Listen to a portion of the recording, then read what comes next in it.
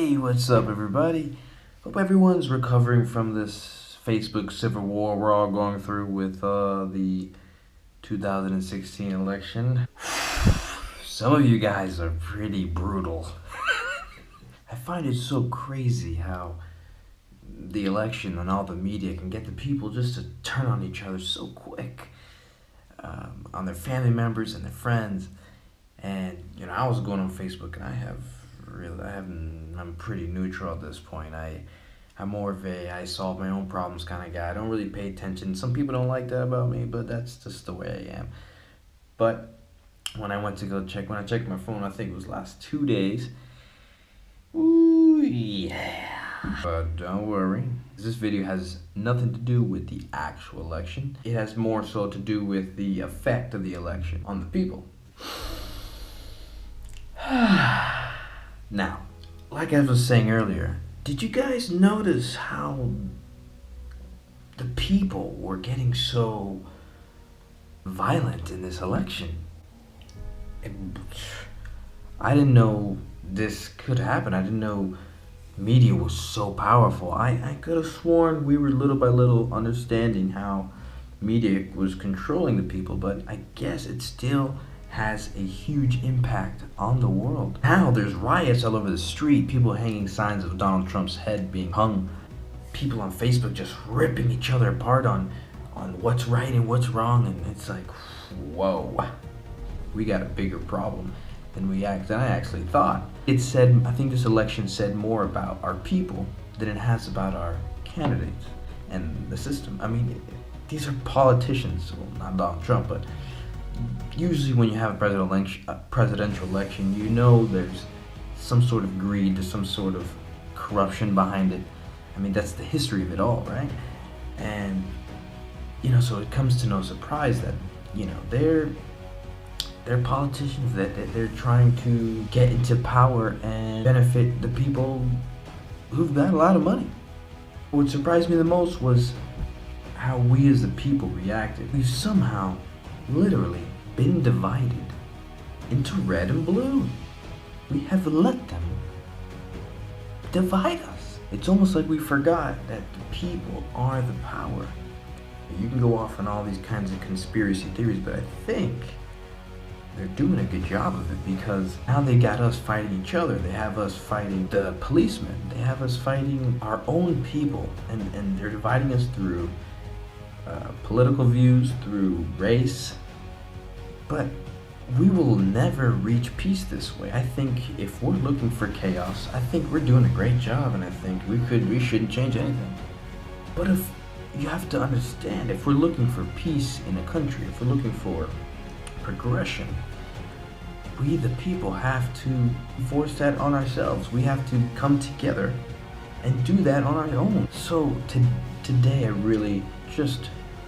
did a nice meditation, and I kind of tried my hardest to step back from the United States and the world, and I tried to look from the outside in, from a different perspective. And what I see is people turning on each other. Kind of hits home, you know what I mean?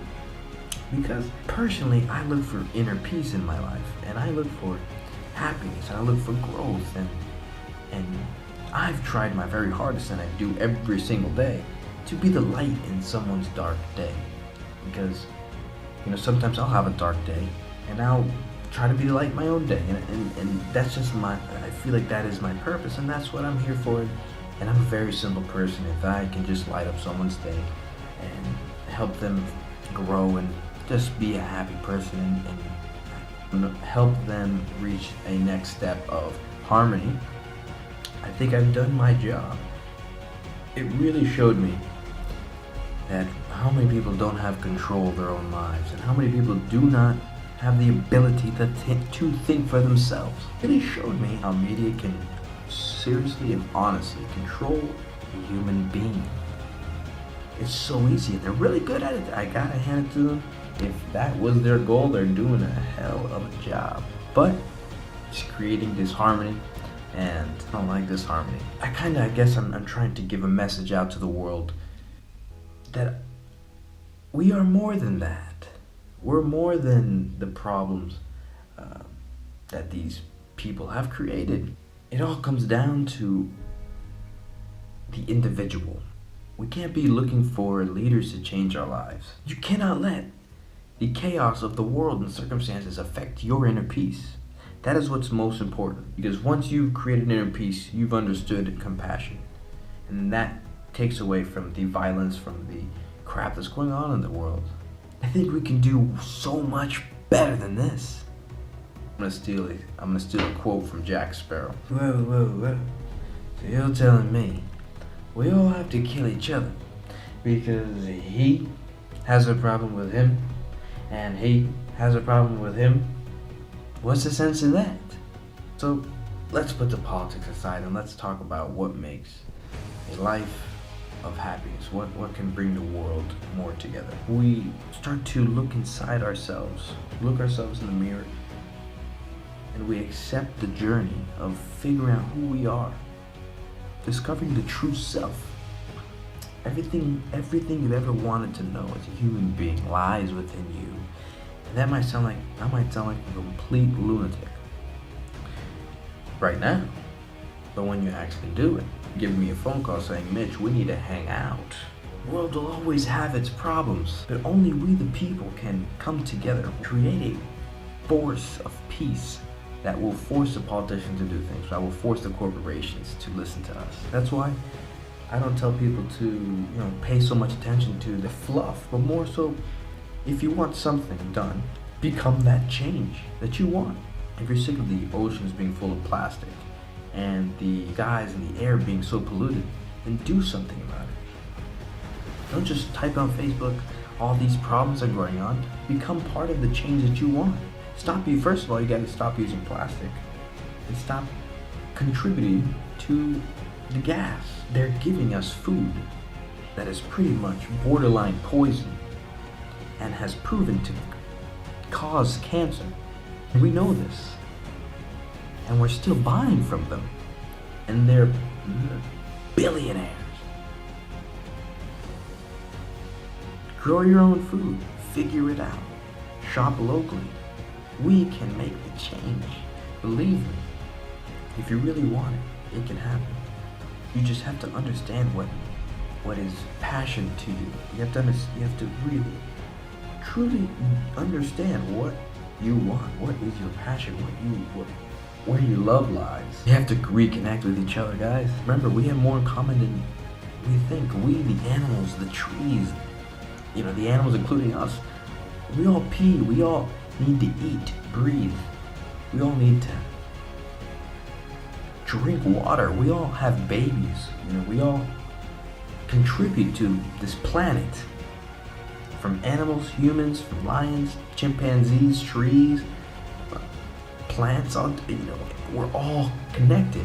We have to accept that we all have differences. All of our personalities are different. If we can look at someone like a sunset, I think I've said this before in my other videos and I explain it to people all the time. If we can look at someone like a sunset or like a flower and just say, man, that's just a beautiful flower. You don't say, this flower sucks because it's white. It should be blue. Or, I don't like the size of the stem of this flower. It should be longer, or it should be shorter, or it should be darker. No, you just look at the flower and say, wow, what a beautiful flower. Why can't we look at people that way? Think about what that would do to the world if we changed our culture. As my boy Rafiki says, past can hurt. But the way I see it is either we can run from it or learn from it. So let's take a look at what's happened in the world and let's make a change together as people and as individuals. Thanks again for watching. Peace. Bye.